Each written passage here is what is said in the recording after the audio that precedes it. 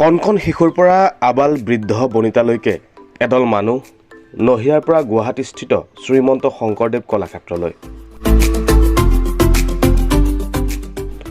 লগত ময়ো। পিছে কিহৰ বাবে? ৰাজ্যিক পৰ্যায়ৰ পৰামৰ্শদাতা সমিতি, ছাত্ৰ আৰু যুৱ কল্যাণ অসম চৰকাৰৰ উদ্যোগত তথা সংগীত নাটক একাডেমী নতুন দিল্লীৰ সহযোগত প্ৰথমবাৰৰ বাবে চাহ জনগোষ্ঠী আৰু আদিবাসী লোকৰ ভাষাত যুৱ নাট্য সমাৰোহ বিংগুল, য'ত পৰিচালনা তথা পৰিকল্পনা কৰিছিলে নহিৰা নিবাসী তথা মোৰ একালৰ অভিনয়ৰ গুৰু ভাস্কৰ গোস্বামী দাদাই। নাটক চোৱাৰ বাবে নহিৰাৰ পৰা চৰকাৰী বাছৰ যোগান ধৰা হৈছিল গুৱাহাটীলৈ। আবেলি প্ৰায় 4:30 আৰম্ভ কৰিলোঁ যাত্ৰা গাঁৱৰ পৰা চহৰলৈ। শ্ৰীমন্ত শংকৰদেৱ কলাক্ষেত্ৰৰ শ্ৰী শ্ৰী মাধৱদেৱ প্ৰেক্ষাগৃহত যোৱা 26 তাৰিখৰ পৰা দুদিনীয়া কাৰ্যসূচীৰে চলি আছিল এই নাট্য সমাৰোহ বিংগুল। আমি গৈ সোমাই যোৱাৰ লগে লগেই আগবাঢ়ি আহিল ভাস্কৰ গোস্বামী দাদা। সোমাই গ'লো প্ৰেক্ষাগৃহৰ ভিতৰলৈ।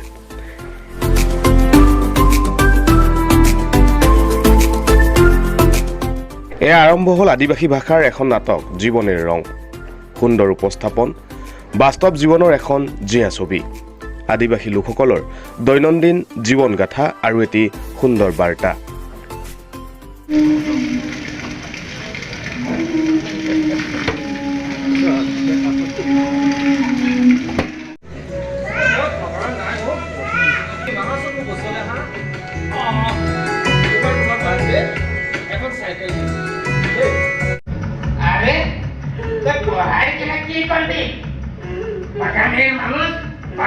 काम करते लगते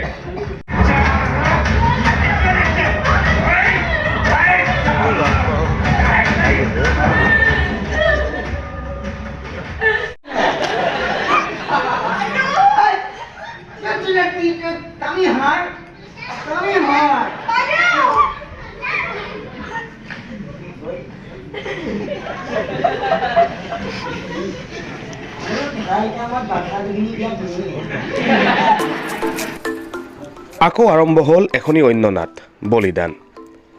চাওৰা ভাষাৰ উক্ত নাটখন পৰিৱেশন কৰিলে মৰাণ পথালিবাম চাওৰা সমাজ ডিব্ৰুগড় নাট্য দলে।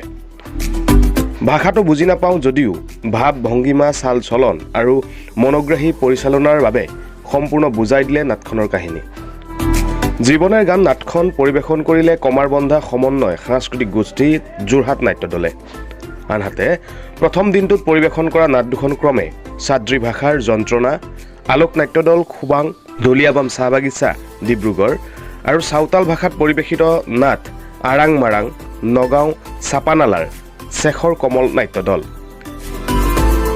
এনেদৰে নিশা প্ৰায় 11:30 ঘৰলৈ বুলি উভতিলোঁ এমুখ হাঁহি, স্বাভিমান আৰু মনত বহু শান্তি লৈ।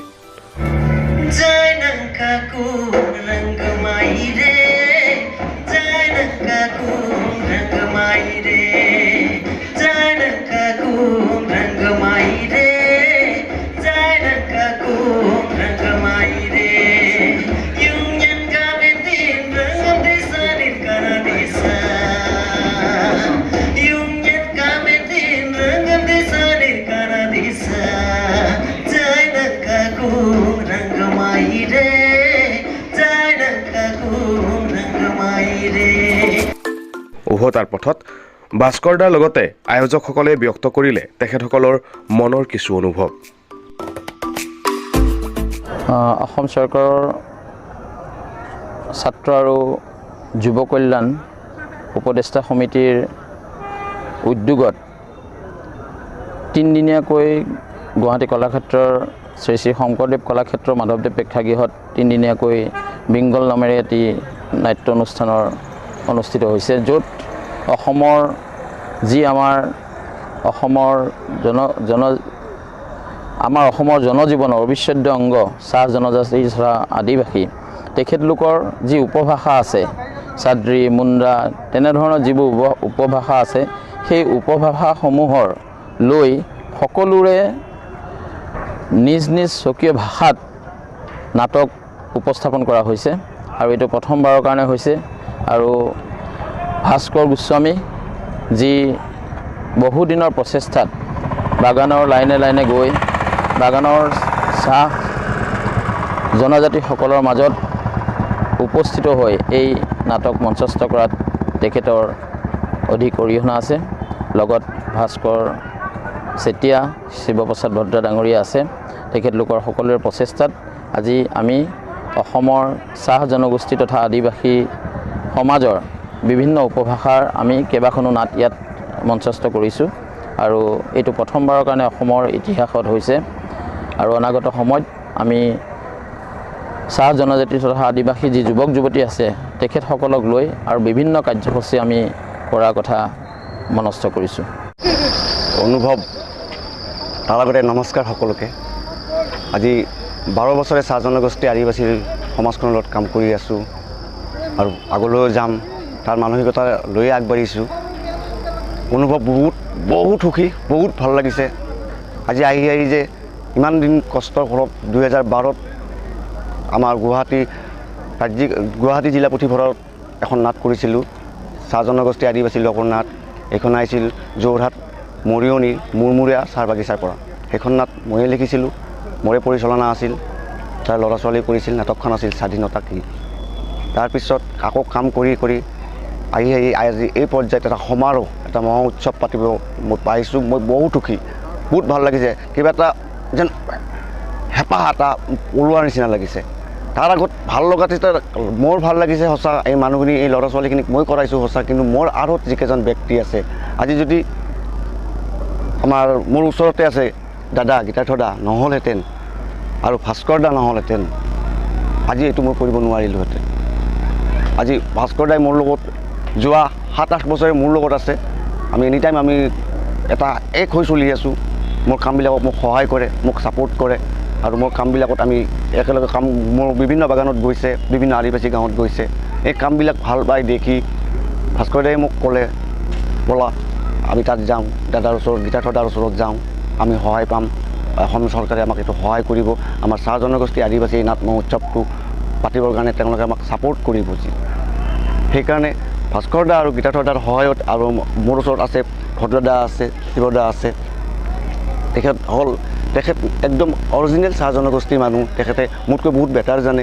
তেখেতৰ ছাপোৰ্টত, আজি গীতাৰ্থ দাৰ ছাপোৰ্টত, ভাস্কৰ দাৰ ছাপোৰ্টত আজি মই যিটো কৰিছোঁ, কিবা এটা যেন পাইছোঁ, আশাৰ ৰেঙনি, যেন ভৱিষ্যতে কাম কৰি যোৱাৰ ট্ৰিপুল যিটো উৎসাহ 1000 গুণ হৈ গৈছে। কষ্টটো চবতে আছে, কিহত নাই। আমি ভাত খাওঁতে পানী গিলাচ লওঁতেও কষ্ট আছে, কাৰণ হাতখনে গিলাচটো ধৰি উঠাব লাগে। হয়, বিভিন্ন সমস্যা আছে, বিভিন্ন কষ্ট পাইছোঁ, তাৰ মাজত কৰিছোঁ আৰু ল'ৰা ছোৱালীখিনি কৰিছে, চেষ্টা কৰিছে। এটা চাওতাল নাট এখন কৰিব যাওঁতে, চাদ্ৰী নাট এখন কৰিব যাওঁতে, কাৰণ মই অসমীয়া, মই চাওতাল নাজানো, মই চাওৰা নাজানো, তো চেষ্টা কৰিলোঁ। প্ৰথমতে অসমীয়াত স্ক্ৰিপ্টটো বনাওঁ, তেখেতসকলে চাওৰালে, তেখেতসকলে চাদ্ৰীলে, তেখেতসকলে চাওতাললৈ মোক এইটো ট্ৰান্সলেট কৰি দিয়ে। তাৰপিছত মই নিজে পৰিচালনা কৰোঁ। কষ্টটো হয়, তাৰ মাজতো কিবা এটা পাইছোঁ, নোপোৱাৰ মাজত কিবা এটা পাইছোঁ, হেঁপাহ পলুৱাই গৈছে। আৰু মই ধন্যবাদ জনাইছোঁ মোৰ ওচৰত থকা ফাৰ্ষ্ট ভাস্কৰ দা, গীতাৰ্থ দা আৰু শিৱ দা। এইকেইজন ব্যক্তি নোহোৱা হ'লে মই আজি কৰিব নোৱাৰিলোহেঁতেন। সৰ্বপ্ৰথমে মই নমস্কাৰ জনাইছোঁ। ছাত্ৰ আৰু যুৱ কল্যাণ পৰামৰ্শদাতা সমিতিৰ উদ্যোগত আৰু বিশেষকৈ এই বিভাগৰ দায়িত্ব লৈয়ে গীতাৰ্থ গোস্বামী ডাঙৰীয়াই ক্ৰীড়া শিক্ষা আটাইকেইটা দিশৰ লগত আজি নাট সমাৰোহৰ জৰিয়তে চাহ জনগোষ্ঠীৰ যিবিলাক ভাষা সংস্কৃতি আছে এইবিলাকক আগুৱাই লৈ যাবৰ কাৰণে যিটো প্ৰচেষ্টা ল'লে, আৰু লগতে এই গোটেই ব্যৱস্থাবিলাক কৰিবৰ কাৰণে আমাৰ ডাইৰেক্টৰ ভাস্কৰ গোস্বামী ডাঙৰীয়া, ভাস্কৰ চেতিয়া ডাঙৰীয়া ব্যৱস্থাপনাত খুব সুন্দৰ হৈছে। আৰু যিসকল আজি আহিছে, ডিব্ৰুগড়ৰ পৰা দল আহিছে আৰু যোৰহাটৰ পৰা আহিছে, এইফালে আপোনাৰ নগাঁৱলৈকে আহিছে, 4টা দল আহিছিল। আটাইকেইটা দলৰ যিটো ব্যৱস্থা মই দেখিলোঁ আজি, সঁচাকৈ মই আপ্লুত হৈছোঁ। আৰু বিশেষকৈ আমি ভবাই নাছিলোঁ যে চাহ জনগোষ্ঠীৰ এই কলা কৃষ্টিৰ লগত জড়িত নাট সমাৰোহৰ নিচিনা এটা ব্যৱস্থাও এই বিভাগৰ জড়িত হ'ব।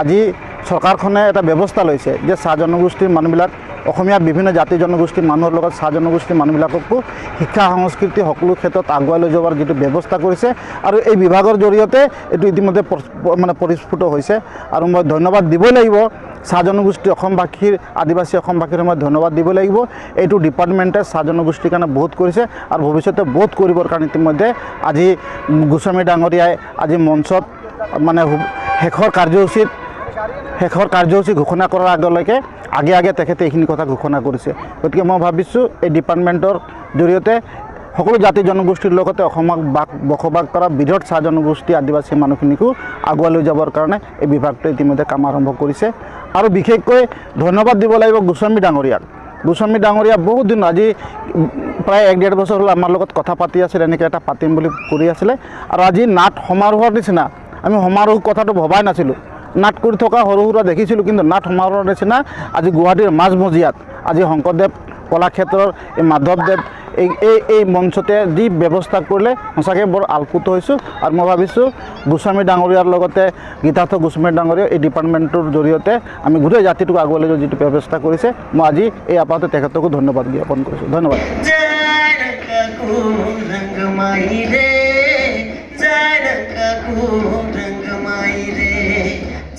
ভাস্কৰ গোস্বামী দা আগুৱাই যাওক তাৰে কামনাৰে